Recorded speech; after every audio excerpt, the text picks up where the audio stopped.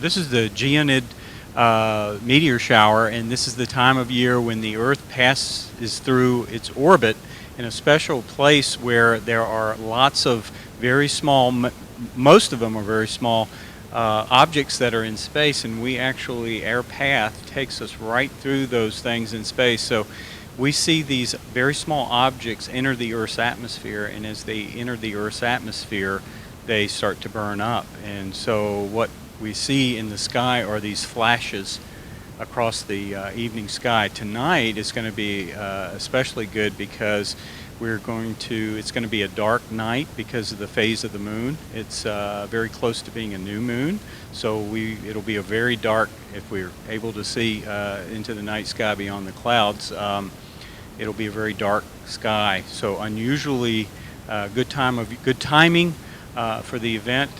There is another event that may coincide that will add to the meteors tonight. The normal meteors that go with the this time of year, the second week in December, is added. An added feature is we're going to be traveling through the path of a comet this year. And that should add about 25 or 30 meteors per hour to the normal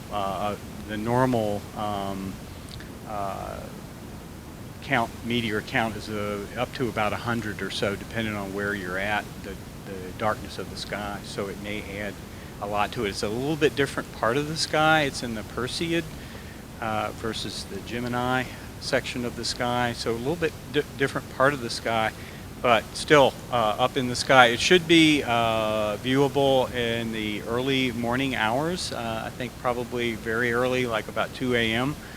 But it should be an awesome show for those that are able to see it. So most of us trying to think of what we've seen in Hollywood, giant bus-size objects that may be huge running into our atmosphere, but in truth, these are actually very, very tiny in relation to even the gravel in our driveways. That's exactly right. A lot of them are the size of a grain of sand.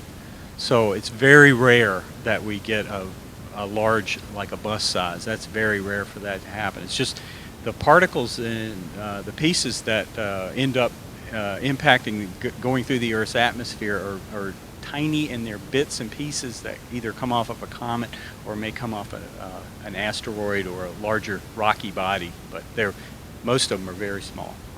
So we should load up the minivan, go out in the country with some blankets, and do you take binoculars or even a small telescope, or is this just a lay back and enjoy the show? It's a lay back and enjoy the show, and you're absolutely right. The farther you can get away from the ambient light, if you're in a city, it's good to get out.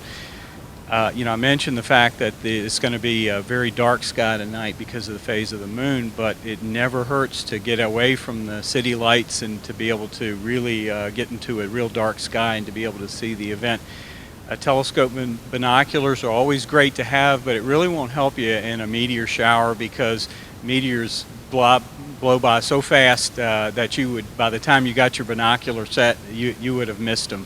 So it's not really that helpful. So it's just it's just kind of bring a lawn chair and kick back and just enjoy the show. It's good to find the Gemini constellation and the Perseid constellation, so you kind of get a feel for where to look at in the sky. And about that time, early morning hours, it should be up very high in the sky at the zenith in the nighttime sky. So that would be a good time and a good place to look.